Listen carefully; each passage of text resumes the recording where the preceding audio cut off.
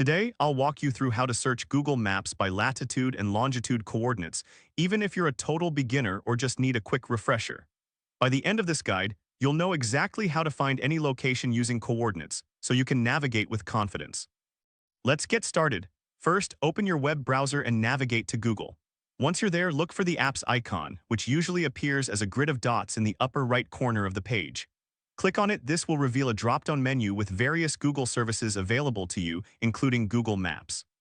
Now go ahead and click on Maps. This will take you directly to the Google Maps interface. Don't worry if your dashboard looks slightly different. Google often updates its layout.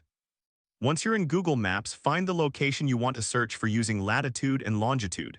To do this, right-click on your designated place on the map. A context menu will pop up, providing you with several options. In that menu, you should see the coordinates displayed. To verify that you've clicked the right spot, simply click on the coordinates. This will ensure that you have the correct latitude and longitude for your search. Now that you have the coordinates, it's time to search. Copy the latitude and longitude values by highlighting them and using Ctrl and C to copy. Then, go back to the search bar at the top of the Google Maps page and paste the coordinates using Ctrl and V. After pasting, hit Enter or click the search icon.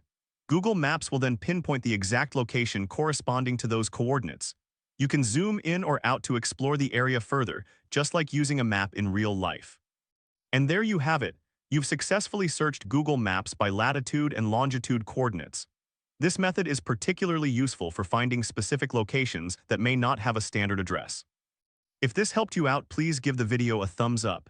If you run into any issues, leave a comment below. Subscribe for more actionable guides. Thanks for watching.